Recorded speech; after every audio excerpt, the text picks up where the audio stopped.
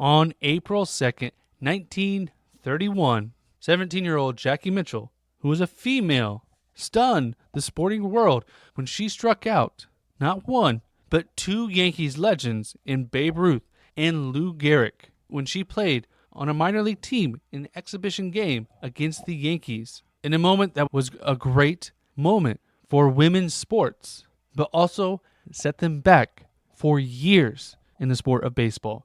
Today we're going to dive into Jackie Mitchell's journey from learning the game to becoming a professional baseball player. Today on Daily Sports History.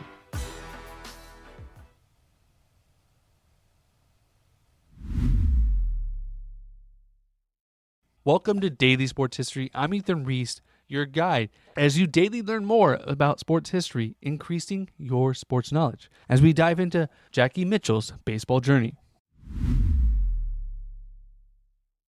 Now, Jackie was born in Chattanooga, Tennessee, but her birth date is actually kind of up in the air. She was born very small, and doctors advised her parents that fresh air and exercise would help her grow stronger. So as soon as she could walk, her father, Dr. Joseph Mitchell, who was an eye doctor, began to take her to the baseball diamond to get her outside playing. And as she continued to play, she grew to love this game of baseball. Although many didn't think girls or women should play the game of baseball, it was too rough for them. Her neighbor, Charles Arthur Dazzy Vance, who later became one of the greatest strikeout pitchers in the Major League Baseball history, and was starting to teach her how to pitch and teach her his legendary sinker pitch that she would use in the future. Now, Vance became so good in his short amount of time with the Brooklyn Dodgers that he actually became a Hall of Famer. Now, back then, they called the sinker a drop ball, and from the age of about 6, Vance actually taught her how to throw this pitch.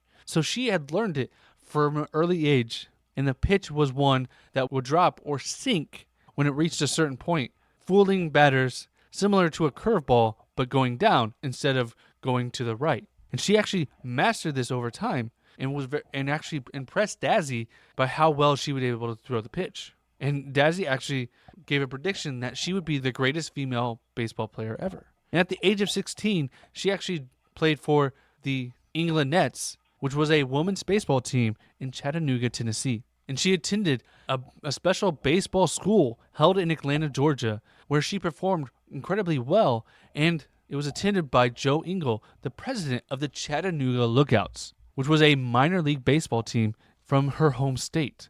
Now, who was Joe Engel? Well, he's often referred to as the Barnum of baseball, referencing P.T. Barnum of This Is the Greatest Show. Have you ever seen that movie with Hugh Jackman, based on P.T. Barnum, which is completely fiction? But most of P.T. Barnum did was promote like crazy things that may have not been true, and just a way to make a buck. And Engel was known for his promotional stunts. He became president of the Chattanooga Lookouts in 1929, and he quickly gained a reputation for being a master showman. His stunts included raffling off houses, trading players for livestock, hosting bizarre events that included an elephant hunt in the outfield, and he discovered Jackie Mitchell, who was a good pitcher at the baseball training camp in Atlanta, Georgia. And he signed her, and her signature drop ball pitch caught Engel's eye, and it led to him signing her to a professional contract.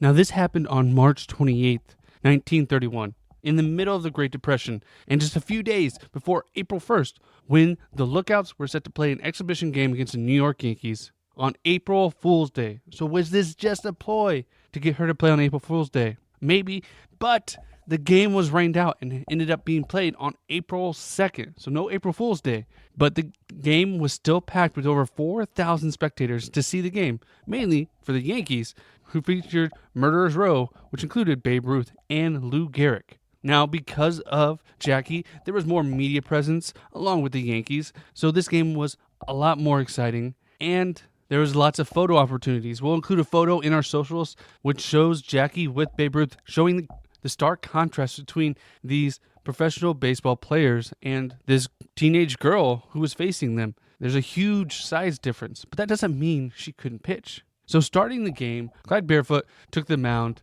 who had previously pitched to the majors, but he gave up a leadoff double as well as a single to the first two Yankee batters. Next came up Ruth, and then they substituted in a left-hander, which makes sense to face a left-handed batter, in Jackie Mitchell, but just after 2 pitches. So it makes it seem kind of odd that Jackie would come in so early. But she came in to pitch to Babe Ruth. And the first 2 pitches are balls, and the next 2, Ruth swings and misses. So the count is 2-2. And then she throws her signature sinker that catches the edge of the outside plate and is called a strike, striking out Babe Ruth looking. Now Babe is upset and has some words with the umpire, which he says were words not fit for a lady. Next came up Lou Gehrig, who took 3 straight pitches, swung and missed at all of them, giving her her second straight strikeout. Then she faced Tony Lazzari, who she ended up walking, and after Tony, she was pulled from the game, giving her 2 strikeouts, a walk, and no ERA for her first debut. Not bad for a 17-year-old pitcher of any kind. But despite her good outing, her team did end up losing 14-4 to the Yankees, who were supposed to win. They're the professional team facing the minor league team. But the question was, what happened after? Why have we not heard about Jackie Mitchell before? Because after this game, the commissioner, Kennesaw Mountain Landis, vetoed her contract, saying women were not strong enough to be part of the game. And women weren't officially banned until 1952, and that lasted till 1992, when the White Sox drafted Carrie Schuler, a left-handed pitcher as well, in the 43rd round, making her the first woman ever to be drafted in Major League Baseball, and putting an end to the ban on women in professional baseball. Now, previously, we actually covered a professional barnstorming baseball team called the Colorado Silver Bullets, which also happened in the 1990s. And there is now word that in 2026, there will be a 16 professional women's baseball league.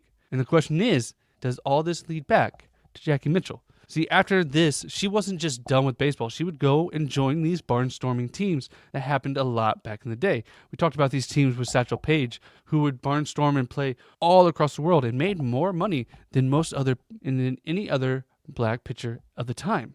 But being barnstorming is tiresome, and she played over 100 games against men by 1933, winning roughly 60 of them. But there is no accounting, and these are all exhibition games. She joined even a team called the House of David, which was famous for having giant beards like ZZ Top. She would actually even wear a fake beard while playing, too. And she would go on to tour along with previous episode Babe Dickerson, who also pitched against the Athletics when she was young, where both of them were icons in women in baseball. Now, later, she would retire at the age of 23 and live a rather solitary life, not getting back into baseball, especially when the All-American Girls Professional League, made famous by the movie League of Their Own, started in World War II. She was offered a contract when she was just 29 years old, but she turned it down as she was done with pitching. In 1982, Mitchell threw out the ceremonial first pitch opening day for the Chattanooga Lookouts. And the question always remains, was this a legit or was it just staged? There's actually the question, and the answer doesn't really matter. She broke a barrier, and that's what really is the big thing. Someone has to be the first to do it. Just because you're the first doesn't mean you'll be the greatest ever, but sometimes you don't even get that chance. She was never given the opportunity because they voided her contract, despite her having some success. Was it staged? We will never really know. She could have been great, and everyone just said it was a stunt, so Ruth and Gehrig wouldn't look like they struck out to a girl. But she's paved the way for women in many ways, and we're seeing now that women are getting a professional league, and maybe that'll lead to something. As soccer has grown for a professional league, women's basketball league has grown. It takes a lot more steps for women in sports than men, but someone has to break down those barriers. And Jackie Mitchell, in just one inning of work, started the barrier breaking down for women. I want to thank you for listening to today's Daily Sports History. If you like this, please make sure you like and subscribe wherever you're listening. That way you don't miss a single episode. And come back tomorrow for more Daily Sports History.